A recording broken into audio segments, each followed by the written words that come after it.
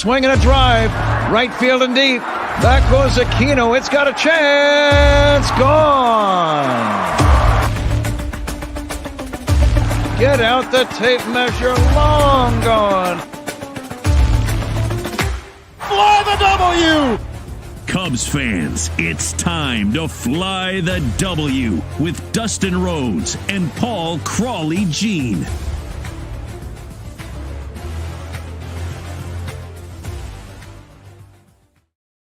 Welcome to another live edition of Fly the W. I am happy to have on longtime Cubs beat writer and a good friend of mine, Bruce Miles. Bruce, how are you doing, buddy? I am doing great. Good hearing Pat Hughes on a winter's day. It tells us that the baseball's not too far away.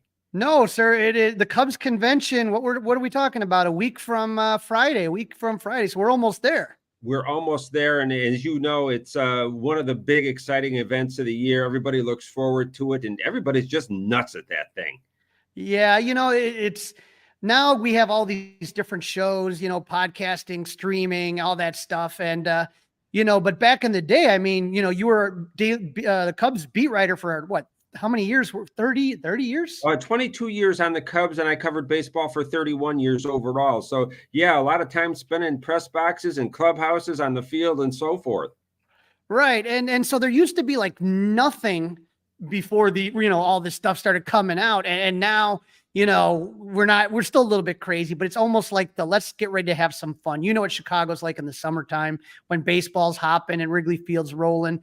I mean, we just missed that. So I always tell people, like, for me at Cubs convention, it's a chance to see the friends that I don't see during the off season. And these are people that come from all over the place. So it's exciting and plenty of good memories with you guys, with all the beat writers. I mean, you guys always knew how to have a good time at CubsCon. Oh, yeah, and it was always good interacting with guys like you. We knew that you'd be among the first to ask the tough questions there of whoever it was, whether it be Theo or the Epsteins or the manager, whatever it was. Crawley was first in line. That was, again, it was fun, and you guys were always great. But the reason I wanted to have you on is that you wrote this fantastic book. It's called The Franchise, Chicago Cubs, A Curated History of the North Side. I got my book. I got it autographed by you and Jesse Rogers. And so this is such a great book for Cub fans. Obviously you retired. That gave you probably a lot of time. And you just said to yourself, hey, you know what? I got some stories to tell. Does that sound right? Yeah, that does. The publisher Triumph Books out of Chicago basically let us have free reign in doing whatever we wanted to do, tackling whatever subjects we wanted to tackle. I think I did 8 or 9. Jesse did 4 or 5. We split it up a little bit, but I was able to explore some things that I wanted to get deeper on. I wanted to find out about legacies, how people look back on things. And I also wanted to go back in history a little bit and find out a little bit more about what was going on when I was a kid and even before then. So we were able to run the gamut from Gabby Hartnett right up until the modern day.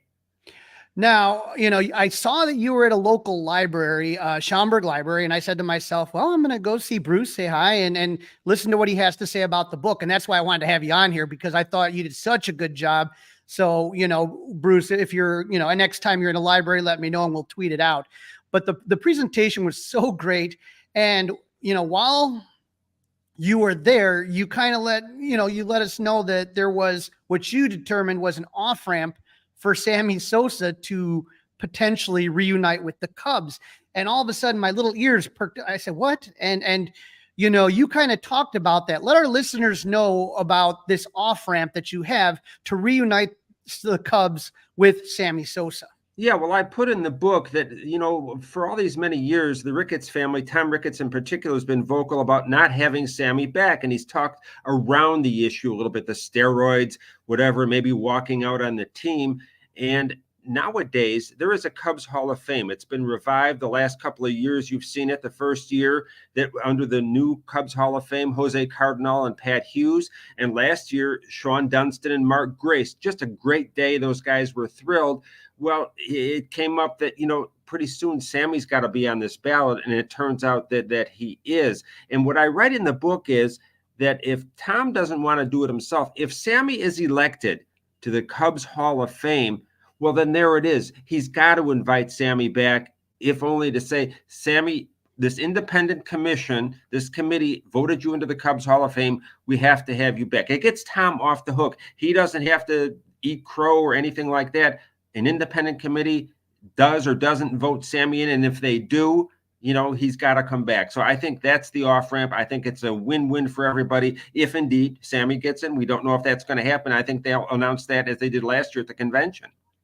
Yeah, you got two men with egos, when you talk about Sammy and you talk about Tom Ricketts, and neither of them want to bend, and this is a way to kind of get there. Now, I talked to your fellow person who has a vote, person on the commission. I talked to David Haw, and I thought in myself, I said, I think that he's going to have a harder time with the alumni, with the Hall of Famers, than he is with the journalists. Would you agree with that, or do you think it's going to be kind of split?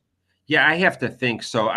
One thing we've been asked not to do is reveal our votes, so I won't do that here. I have no idea how anybody voted, but you've heard the comments that Ryan Sandberg has made in the past about playing the game the right way, and there seemed to be some sort of shots at Sammy there, veiled or subtle shots at Sammy that maybe Ryan telegraphed that he wouldn't vote for him. Billy Williams is on the committee as a Hall of Famer. He was Sammy's first hitting coach with the Cubs.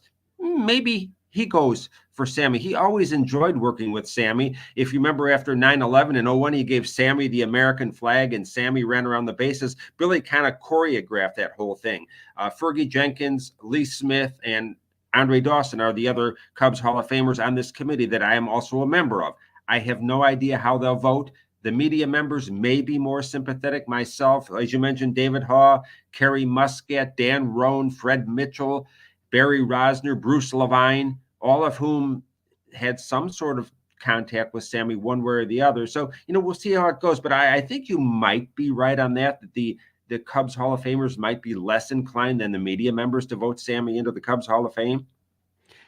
Now, Bruce, in the book, you do have a chapter on Sammy Sosa, and it's interesting because when you brought up the topic of Sammy at your book talk in the library, there was I would say more of an anti-Sammy sentiment, and I was kind of surprised.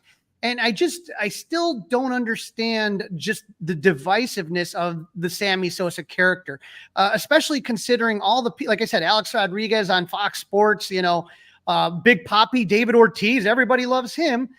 I don't get the Sammy hate, and it just doesn't make sense to me. Well, throughout his career, Sammy, for one reason or another, has been among the most polarizing figures that I've ever seen. The chapter is a favorite of mine that I wrote. It's the longest chapter in the book. I interviewed more people for that chapter than any other, and I kept learning more. I thought I knew a lot. I didn't know nearly as much as I thought I did. This goes back to the White Sox getting Sammy Sosa from the Rangers.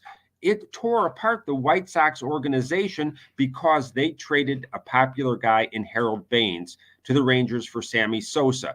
Scouts were asked, would you put your job on the line for this Sosa kid? Manager Jeff Torborg was furious with the GM Larry Himes, who later came to the Cubs and got Sammy Sosa for them. And so he was a polarizing figure, Sammy was, from the word go, and it remained so with the Cubs, whether it was how he conducted himself, whether it was because he was flashy, and in the end of the career, the talk about the steroids, and then the exit in 04 when he left the team early. So that did a lot. And let's not forget the cork bat. That's the one documentable piece of cheating that we have against Sammy. That might have been a misdemeanor in the grand scheme of things, if you want to call steroids a felony. I don't know, but that's the one piece we have against Sammy, if you want to say he cheated. But this whole business, I was thinking about this today, Crawley, about the exit. Well, there was a guy named Carlos Zambrano who in 2011 walked out on the Cubs after a bad start in Atlanta, packed up his stuff in the clubhouse down at Turner Field and just left. And Carlos has been welcomed back. He sung the seventh inning stretch at least once. When I was on the beat until 2019, you'd see Carlos there on the field in the clubhouse. He's been welcomed back. So I got to believe with Tom Ricketts, it's the steroid thing. But in any case, Sammy, just so polarizing. Yeah, I actually saw Carlos at the Field of Dreams game in Dyersville, Iowa. He was there with the Cubs. So definitely, like you said, welcome back. Now, obviously, on the other end, there's the beloved Kerry Wood. And this was hard to believe, Bruce, 25 years since the 20 strikeout game. And you have a really interesting chapter on Kerry Wood, the phenom. Now, when you talk about it, I mean, Kerry Wood, when you look at the numbers, you're not looking at a guy. I've had people say he needs his flag retired. And I'm like, you know who's up on those flagpoles are some of the greatest to ever play the game. But for Cub fans, Kerry Wood is just something special. Yeah, and that's one of the reasons I wanted to write that chapter. The word phenom is almost exclusive to baseball. It's one of those romantic type words. But he came along at a time when the Cubs in 1997 went 0-14. The season was over in April. He comes along in 1998, wows everybody at spring training, didn't make the team out of camp, and it wasn't a service time thing like we talk about today. But then he comes up in Montreal, strikes out Mark Grudzielanek, the first batter he faces in the majors. And then you know what happened on May the 6th of 1998, soon to be 26 years, if you can believe that. 20 strikeouts. From then, a phenomenon was born, and every start, whether at home or on the road that year, drew people, drew media. National media were traveling to games. Chicago media were traveling to games on the road just to see this kid pitch. And, if he struck out 13, it was like, oh, we didn't get 20 again. Hey, 13 is pretty good. But from then, this whole phenomenon was born, and it never left. And, and that came up in the era when chicks dig the long ball. That was the same summer as McGuire and Sosa and the great home run race. But I think Kerry had a lot of things. He had that country boy look. He really did love Chicago, and he stayed here, made his home here, does a lot of charitable work, pitched through and overcame a lot of injuries, illnesses. And if you look at his numbers, like strikeouts per 9 innings, some of the best in history. And if you remember the Cubs, he went to Cleveland, went to the Yankees, came back to the Cubs. They made a big deal at the convention with Pat Hughes saying, I've got some breaking news. And then they bring Kerry Wood back, and he didn't last long. He retired in May. But if you remember, he struck out, I believe, Diane Vesieto of the White Sox, walked off the field. His son came up running towards him, embraced, and the crowd went nuts. So whether his career turned out like he wanted it to or we wanted it to, remained a phenomenon, and to this day, one of the most popular Cubs in history. And I had a good time writing that book and talking to people like his manager, Jim Riggleman, who was accused of overworking him or whatever the case might be. Now, take me back to May 6, 1998. You're at Wrigley Field, and again, everybody always laughs because the very first pitch he throws, he hits the umpire in the face mask, completely whiffs, has a bad bullpen. At what point among the beat writers were you guys all kind of starting to look each other like something special is going on here? I think it was around the third or the fourth inning. The umpire you mentioned was Jerry Meals, right in the face. And Kerry told me back in 2018 at the 20th anniversary, he goes, I had nothing in the bullpen that day. He said, let's go out and wing this thing. And all of a sudden you see Biggio, Bagwell, Bell, Alou, and all these great hitters, and they got no clue up there. And I've heard other players tell me he was throwing a wiffle ball up there the way it was breaking with that slurve ball pitch and the almost 100-mile-an-hour fastball. But I think third or fourth inning, and the buzz really began in the press box and around the stands. And if you remember, there were only about 15,000 people in the ballpark that day. It was a dank, drizzly day. People still weren't sold on whether the Cubs would be any good or not. They won the wild card that year, but in May we had no idea. But here comes this fresh-faced kid. The ball is moving like crazy. One hit in the game, a little infield dribbler that Kevin Ory at third base almost got. Maybe some people thought it was an error. And I remember Ricky Gutierrez got the hit. He was with the Cubs a couple of years later. We're in spring training, and they're showing on the TV in the clubhouse the 20 strikeout game. Ricky's got a bat in his hand. He walks by. He goes, I got a hit off of that. Sorry, so-and-so. So anyway, they had a good time with it. But yeah, it was one of those days. And then the Cubs kept making announcements in the press box. This ties this record, this about rookie, and on and on and on. And, by the time you got to the ninth inning, the entire place was crazy. And news outlets were sending people on the fly just to get out there to catch the end of the game.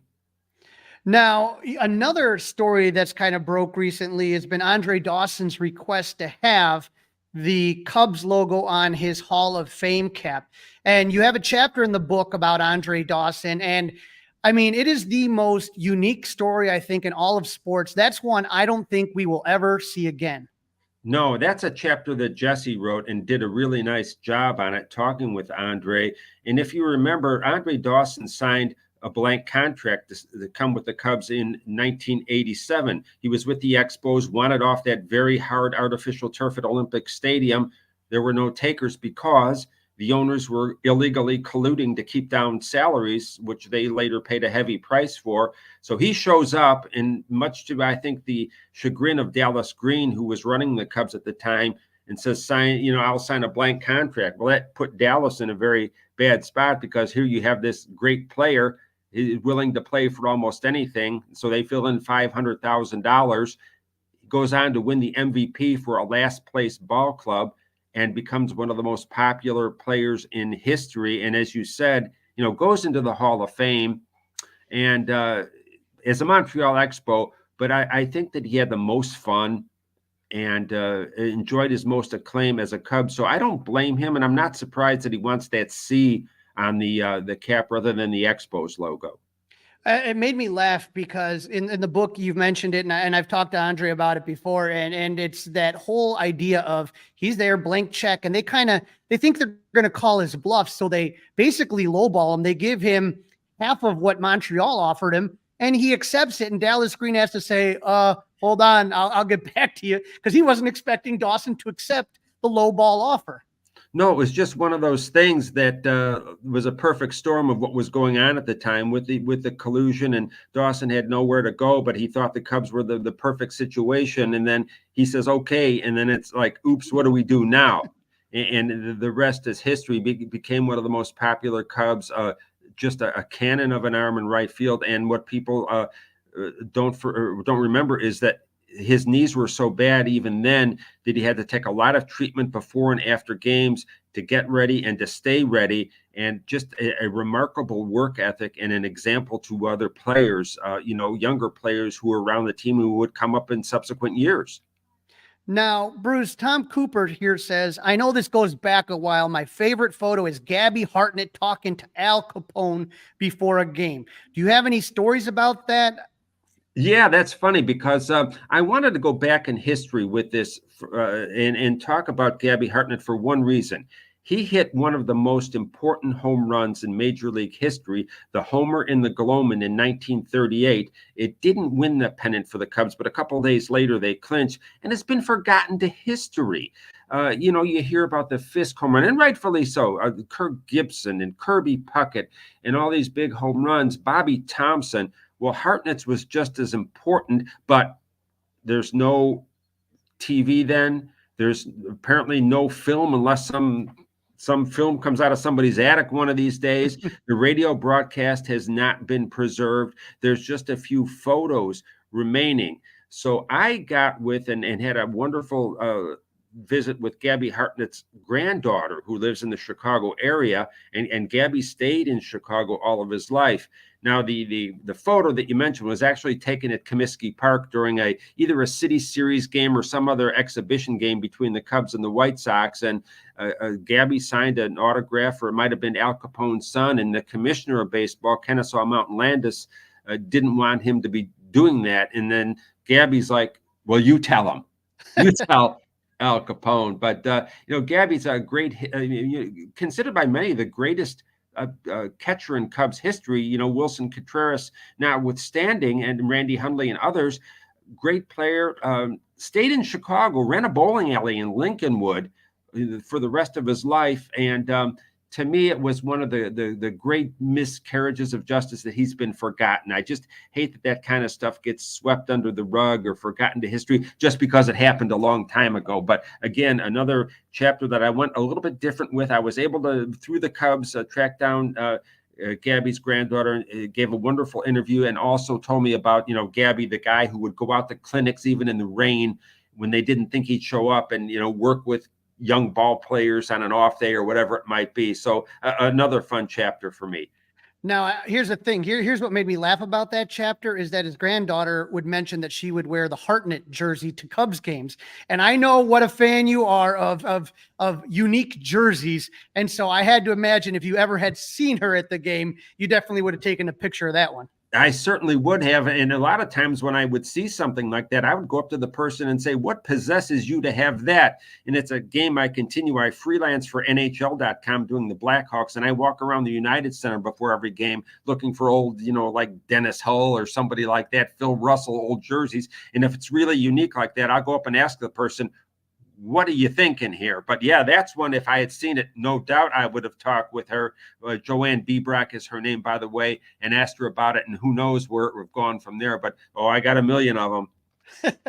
Now, speaking of good timing, you had the luck of covering the Cubs when they have probably had three of their most colorful managers in modern day history. Obviously, Leo the Lipta Rozier's up there. But when you talk about being able to cover Dusty Baker, Lou Piniella, and Joe Madden, I think you referred to it as a sports writer's dream. Yeah, I said you probably thought you died and gone to beat writer heaven if you covered those three guys. And another guy who wasn't, in that category, Jim Riggleman, also a gentleman, loved covering him, interviewed him for the book. So he's in this book. But my gosh, three guys with such big names and pedigree. First of all, you get Dusty Baker in 2003. Joe Cool from California, well-read, music going on in the manager's office, all kinds of theories about everything. And then Lou Piniella, the old player, the old hitter with the Yankees, coming in and, trying to burnish his image and maybe get a Hall of Fame vote with, if he can take the Cubs to the World Series. Well, the guy that finally did it was Joe Madden. A lot like Dusty, I would say. Joe and Dusty, a lot alike. Both have a lot of varied interests outside of baseball, music, cars, speak on social issues, whatever it was. So I got to cover all three of those guys, and sitting before and after games and just listening to them talk and tell stories is unbelievable. And it was, one of those things, like every day you'd sit there and go, I'm listening to Joe Madden talk about, some scout with the Angels when he was first coming up, or Gene Mauch telling him, you do a good job here and everything. And Lou telling stories about George Steinbrenner and, his expression, look here, and what am I going to do with all these left-hand hitters? And what am I going to do with all these right-hand hitters? And stuff like that. And Dusty, with all the criticism he took after the Bartman game and all that kind of stuff. So there is so much wrapped up into those three guys that they're just interesting human beings as well as interesting managers who saw a lot of good and some bad and took a lot of criticism, all three of them.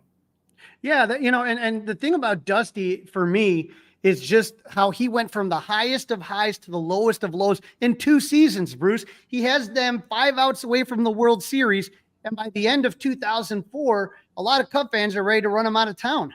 Yeah, it was one of the most falls from grace that I have ever seen. The 2003 season, so high. And then, Dusty gets criticized for not taking Pryor out or not talking to Pryor in the Bartman game, his handling of Wooden Pryor and other pitchers. But the one thing about Dusty is that the players love him and loved him then. Kerry Wood, one of the pitchers that Dusty allegedly ruined, said he would go through a wall for Dusty Baker. And when Dusty would come to town, say as manager of the Reds, Kerry Wood would make a beeline over to Dusty, and they would talk for 15 or 20 minutes. When Mark Pryor, another one of those pitchers that Dusty allegedly ruined, was trying to get back into the game after many injuries, Dusty was the manager of the Reds, Mark Pryor called him and said, Dusty, can you get me another shot, even if it's on a minor league deal? So, it was one of those things that it should have turned out better. I wish it had turned out better. Dusty probably could have done more to help that. It was kind of the 2004 season was really a miserable one to cover, even though the Cubs won one more game than they did the previous year when they went to the playoffs. It was this us against them. It was battling the broadcasters, whatever it might have been, and it just ended up bad. And you know how they collapsed in that final week with the home run in Shea Stadium, and then they lost all those games to the Mets and the Reds, and things went downhill from there. But could have, should have, then I wish it would have turned out better for him. I still laugh because you mentioned the LaTroy Hawkins press conference, and I'm sitting, and it's still to this day, I can remember him just like, it was just completely unprompted. He starts going after everybody, and I'm like, what is this guy doing? And I got a couple guesses of who may have said that they could blow a game too, but that just made me laugh out loud. Yeah, that was an early '04 because Joe Borowski was the closer, and he comes to spring training in '04 hurt. We wrote that he was hurt. He denied it and later told us we were right. So '04 spring training got off to a really bad start that way. The whole prior is it his Achilles, it is his elbow. Well, they make LaTroy the closer after they put Joe Borowski on what they called the DL back then, the disabled list, and he out of the clear blue, LaTroy calls a press conference to say, one, I'm not going to talk, okay? And then two, I can do your job, but you can't do mine. So, and like you said, anytime he blew a save, it's like, well, we could have done that too. He left himself wide open. It was not the wisest of moves. I don't know if the Cubs had any inkling that he was going to do that. I think if they did, they would not have let him do that. But he just set himself up for whatever he got. And too bad, because in a lot of ways, LaTroy, an interesting guy, lasted a long time in the big leagues from Gary, Indiana, right down the road. So, yeah, that was one of the most bizarre seasons. And that moment was one of the most bizarre of that season. Now, I got to tell you, I remember, they fired Dusty and at the end of the 2006 season, and they're looking for a manager. I was a younger man back then, and I was all into Joe Girardi. I wanted Joe Girardi to manage the Cubs. And I had a couple of friends that were in an older age bracket than I was that were all about Lou Piniella. And I felt Lou Piniella, I thought the game had passed him by, but when I read your book, it really seemed like Lou still had stuff in the tank to contribute, to help players, still a very good baseball mind, and still had a lot of the passion. Well, he really did. And one of the things that I point out in there, Lou had a real good eye for talent. He could have been a scout. He knew who could play and who couldn't. He knew who would play and who wouldn't. He took one look at the roster, gave it a little bit of time. They had Caesar as tourist at shortstop, and he was like, get him out of here. He's the one that put Ryan Theriot at shortstop in '07, and Theriot had 2 very good years. He'd say, son, you're playing shortstop. And behind the plate, he never did take to Michael Barrett. So they trade Barrett after his unfortunate incident with Mr. Zambrano in the dugout, and they end up getting Jason Kendall. And later that year, this kid named Giovanni Soto comes up at the end of September of '07, or in September of '07, becomes Rookie of the Year in 2008. So Lou really did know talent. He also knew things like pitching. He would suggest a pitcher move from one side of the rubber to the other to get a better angle at the plate. And it's like, wow, this is pretty good for an old hitter. Well, I guess so, because he faced a lot of pitchers. But no, he had a lot of fire left in the tank. And I think you saw it in that June Saturday against the Braves when he got himself kicked out of the game and arguing, and the Cubs went on a run from there. As Mark Wagner, I think. And so the final manager in your trio is Joe Maddon, who I got to see him at Club 400 this summer. He is by far my favorite Cubs manager. And I go back, not horrible, but I remember Glenn, Jim Fry and Don Zimmer and you mentioned Riggs and Troublehorn and all these guys. But to me, Joe Maddon was just totally just unique in a very interesting spirit. And I still to this day am blown away at how, some Cub fans still believe that they won the World Series in spite of Joe instead of because of Joe. Yeah, and that's not at all true. Let me tell you, first of all, what he did. He changed the culture of the Cubs when he got there in 2015. He got them to believe they could win. In May of that year, I remember being in St. Louis, and the Cubs weren't sure if they could beat the Cardinals. It took all summer, but by the time the Cardinals came to Chicago in September of 15, they won, and there was a little beanball war, and Joe went after the Cardinals, and I was ready for it with my video camera when I was working with the paper, and Joe just went off about how they might start stuff, but we're going to finish it, and I don't know what book they're playing out of, but it was written 100 years ago. So he changed the culture there to what you saw happen in 16, where the Cubs were a dominant team. Now, so let's talk about that World Series where Joe gets so much criticism. One thing gets forgotten. They were down 3-1. They were left for dead. The Indians were going to win that World Series in 5 games. The beat writers had a little, what I call a seance in Joe's office before every game, where we'd go in and he'd fill us in on some things. It was just a little bit to treat the beat writers, give us a little bit extra. And Joe was the same guy in October when the Cubs were down 3-1 as he was in March in spring training or April or June, whatever it might be. He was relaxed. He never panicked. And that lack of panic filtered down to the Cubs. He didn't panic, and the players didn't panic either. And that's, to me, one of the reasons they were able to come back and win that World Series. Now, that said, you can certainly criticize, and I've done so, his decisions about the pitching in the last couple of games. The Chapman stuff, listen, I had other managers tell me, anytime you get a guy like that, you're going to ride him, and you think about the consequences later. The Cubs weren't going to re-sign Chapman, so it was like, throw him out there, and that's what Joe did. He did the Hendricks thing in Game 7, pulling him early. Okay, yeah, you can argue with that. But on balance, what Joe did was, I think, set a tone, set the culture, and he never panicked, and that's a big reason the Cubs came back to win. And I think people forget, like, I remember, I'm in a panic down 3-1. I'm freaking out. Oh my God, is this happening to me all over again? And I'm sitting there, and what ends up happening is I'm seeing he's letting these guys go trick-or-treating with his kids. He's letting them play Mario Kart. Like, it's like, he just let it just ride and relax. And I don't think any other Cubs manager just kept the blood pressure, just like you said, steady as they go. And I've heard Joe talk before about, he says, I don't regret anything about Game 7. He says, I regret Game 6. I didn't have someone warming up when we took a bigger lead. And so it took him a while to get Strop in, and when Chapman kind of came in, and he gets upset about that. I think that, to me, more than anything, I think that, he was concerned in Game 7 about burning out Lester in the bullpen. And he was just like, okay, it didn't, there's a bad ball 4 call and a lefty was coming up. So he brings him in. And, again, I think, what did he call it? Outcome bias, right? If Lester gets that out, then they don't even argue about that. No one says anything. To me, I always figured that the first manager that led the Cubs to a World Series would get a statue. And instead you got people still critical. I'll never get that as long as I live, Bruce. But I'm looking at part 3 of the book at the trades.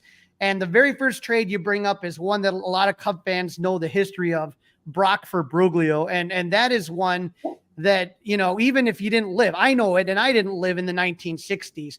Why do you think that one just seems, out of all of them, to hit as hard as, and is it because it was a Cardinals trade? I mean, it was just so bizarre.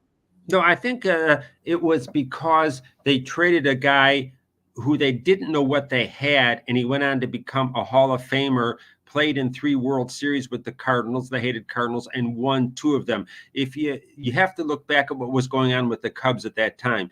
It was kind of total chaos. They didn't have a manager, if you can believe that. They had a system called the College of Coaches, and they even at one point had an athletic director like it was a college. So they would rotate coaches up and down through the Cubs system, and one guy would be the head coach. In 1964, the head coach was Bob Kennedy when they traded him. And they had guys like Lou Klein and V.D. Himsel and all these other guys, Charlie Metro, who were the head coach. They weren't the manager. So you have a kid like Brock, young, impressionable kid.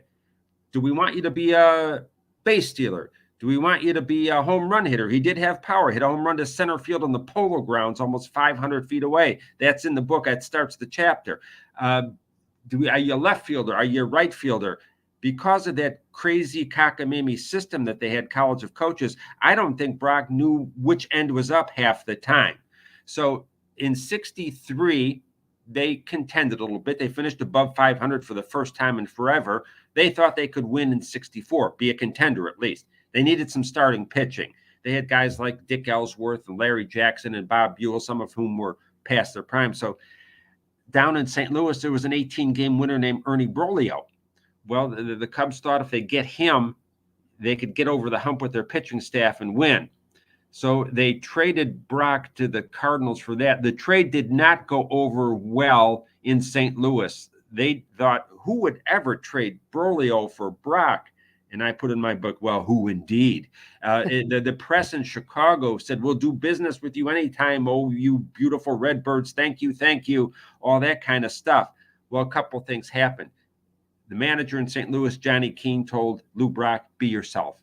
We're going to give you the green light to run. You don't have to worry about any of this other stuff. We're going to bat you up high. Run. You have the green light to run. He never had that in Chicago. So the guy they get back in the trade, Ernie Broglio, has a bum elbow.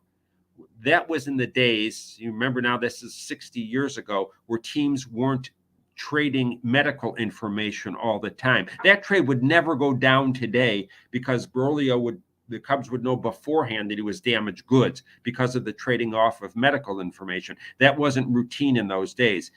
Look, he only pitched a handful of games that year and a few more in 65 and was done, a couple of years later. So your original question, why is that stuck in so many people's craw? Well, because it was avoidable, probably. Had they had a better system of dealing with young players and had, Brock been fully, cognizant of what his role was going to be. What should I do? Okay, I'm a base stealer. I'm this, I'm that, rather than every day it's a new thing, what he's supposed to be. So I think it goes to all those things, trading away a potential Hall of Famer just because the organization was run so poorly in those days.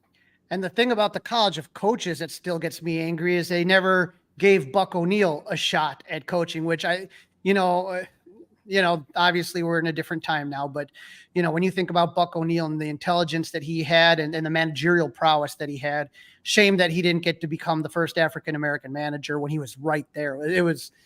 But you also talk about some of the positive trades. And when you think about it, the Cubs should really be thanking Philadelphia, because I think two of the biggest trades that went the Cubs' way was for getting Fergie Jenkins, probably the greatest pitcher in Cubs history, and Ryan Sandberg, who has his statue coming out this season. So, some good trades as well, right? Oh, absolutely. And we talk about those. The Fergie one was interesting because I mentioned a couple of the pitchers, Larry Jackson and Bob Buell, the Cubs sent to the Phillies in 66. And they were over the hill pretty much. And they got this guy Jenkins, who was a bullpen guy at the time, and a center fielder named Adolfo Phillips, who would figure into Cubs lore a little bit, and a first baseman named John Hernstein, who didn't really play that much. But Fergie caught the eye of Leo DeRocher in 66, changed him from a reliever to a starter, and the rest, of course, is history. The Phillies made a big mistake with that, as they did with trading Ryan Sandberg in late 81 to the Cubs in the Manny Trio, Ivan DeHazer's trade. Larry Bowa came over, and the joke is, and it's not really an accurate one, was that Sandberg was a throw-in. Well, the only reason people think he was a throw-in or thought that back then is because nobody had ever heard of him. He had played at Wrigley Field in September of 81 with the Phillies, got his first hit there, and Larry Bowa made that happen. He called him the throw-in in spring training.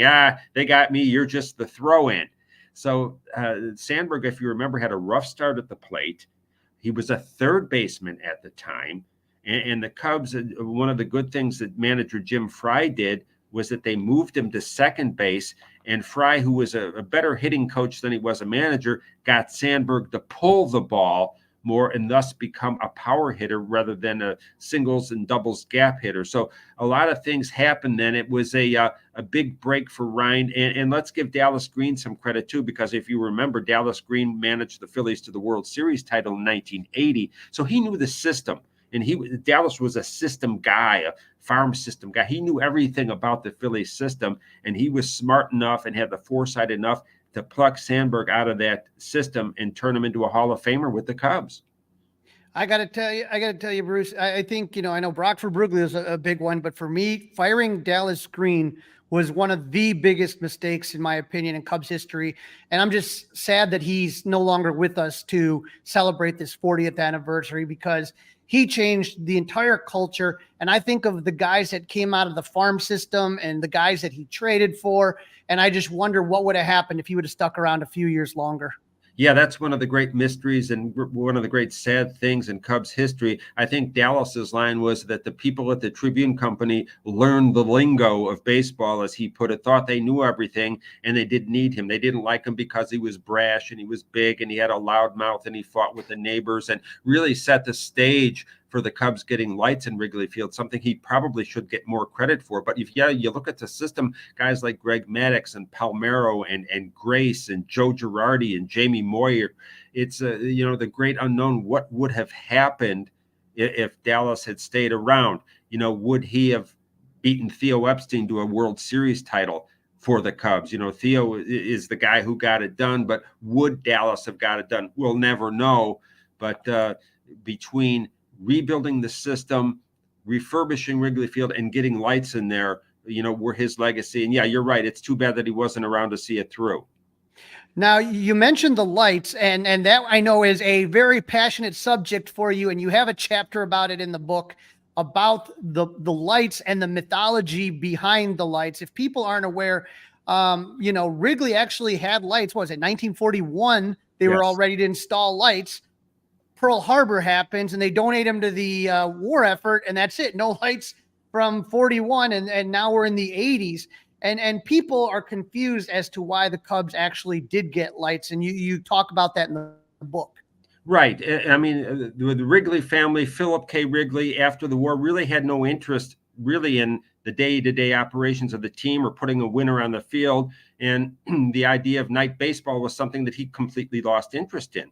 Well, the world changed, and with World Series games going to nighttime TV, prime time, you look what happened to the Cubs in '69 from playing all those day games. I got to believe that they were worn out from that. So it was time for lights at Wrigley Field. Well, they didn't get them until 1988, but they did make the playoffs in 1984. And this myth, and it's the biggest myth, I'm convinced, in the history of Chicago sports, that the Cubs somehow lost home field advantage in the '84 NLCS because Wrigley Field didn't have lights. It's simply not true. What would have happened is they would have lost home field advantage in the World Series and gotten the 3-day games over the weekend instead of games 1 and 2 and 6 and 7 at home. They would have played the middle 3 games of the World Series at home, but they did not lose home field to the Padres. Back then, it was an alternating 2-3 site, 2 at home, 3 on the road. And that year, the NL East was going to get 2 at home, and the NL West, being the Padres, will get 3 at home. That did not change. But for some reason, this myth has persisted that the Cubs were cheated out of a game. And people like Dallas Green and Rick Sutcliffe and others around that team seem to have forgotten that. And they went on and promulgated this myth. But, looking through all the history of it, and in the book, I cite columnists like the estimable Tom Boswell, who wrote that, no, this is not going to happen. Things will progress in the National League as they are scheduled. The only change will come in the World Series. And in a way, I wish that would have taken place, because the Cubs and Tigers would have, I think, been just a compelling World Series, rematch of '45 and others, and 2 old charter franchises of their league, 2 great ballparks, Tiger Stadium and Wrigley Field. But the point is that never happened that way. And I correct people on that to this day. I see it online always when you hear about the Cubs in '84. It's like, oh, no, here it comes again. They're going to say the Cubs lost the home field. They didn't. Read the chapter in the book. It's all detailed in there. And, they got lights in '88, and everybody lived happily ever after. Now, Bruce, I mean, the book, there's just so much in there, and definitely pick it up. But I thought it was interesting that the foreword was written by David Ross. We all know David Ross was let go at the end of the season in a very shocking move. What was your relationship like with David Ross, and how shocked were you when he was let go? Yeah, my relationship, like all the other writers, I think was very good. And I think that's the reason, and all credit to Jesse and talking to David about writing the foreword. Jesse got that done, and all credit to him. But I remember after the 15th season, we're leaving the ballpark. Remember, they got swept by the Mets. And nobody, people were disappointed, but it was like better things are coming. You just knew it. So the next day we come in after they lost, and Theo does his post-mortem, and I'm walking to my car in the parking lot, and I see a car come up and a guy roll down his window honking the horn, and it's David Ross, and he's waving at me, and he goes, I just wanted to say thank you. Thank you for all the coverage. Thank you for the interviews. And I'm like, no. He goes, no, I mean it. Thank you. So David was really a joy to deal with as a player. You knew he was a leader. You knew his relationship with John Lester, and that's partly why they brought him here. But was I shocked that he got fired as manager? I suppose, but I learned in doing this all these years, you're never totally shocked, because anything can happen. I guess the Cubs saw that they could pounce on an upgrade in a manager in Craig Counsell. We'll see if that comes true. So I was surprised, but I've learned not to be totally shocked by these things. Well, Bruce, what I'm going to do right now, I'm dropping the link to your book in the chat. You can get it on Amazon. You can get it anywhere that you get books, even Barnes and Nobles, wherever. And I got to tell you, Bruce, it is truly an enjoyable read, because you're not stuck in one specific, the 69 or it's kind of all over the place. So it has a little something for everybody, from, Gabby Hartnett all the way to Jake Arrieta. You guys cover a little bit of everything. And I think that's part of what makes it enjoyable is that, my teenager could read it. My dad could read it. I could read it. There's something for everybody. And it's just such a well-written book. Are you going to be doing any more book talks in the upcoming future? Well, I hope so. We did the Schaumburg Library in December. I've been in talks with in your hometown with Bartlett and maybe getting something done in April. And I'll manage to try to schedule that when the Cubs are away so nobody has to miss a Cubs home game, especially you. And so maybe we'll do that in the spring and April at the Bartlett Public Library. But we'll see if others call. I'm always open to it, as I'm sure Jesse is. Bruce, let the listeners know where they can find you on the socials. Okay, I'm on Facebook, just my name, Bruce Miles, and on Twitter, Bruce Miles 2112. I'm a Rush fan, so Rush fans will know that one. And one of the things that I'm most proud of was a beat writer was that I always engaged with the readers and the fans. I wrote for them. I didn't write for my editors. I didn't write to impress other writers. I wrote for the reader, the Cubs fan, to keep them informed, entertained, all that kind of stuff. So if you engage me on social media, good chance I'll write you back. Appreciate you joining us, Bruce. The book is called The Franchise Chicago Cubs, A Curated History of the Northsiders. I would have played some Rush for you, but I would have gotten a YouTube violation, so I apologize. But Bruce, thanks so much for jumping on, and hopefully talk to you again in the future. Okay, Crawley, I had a blast.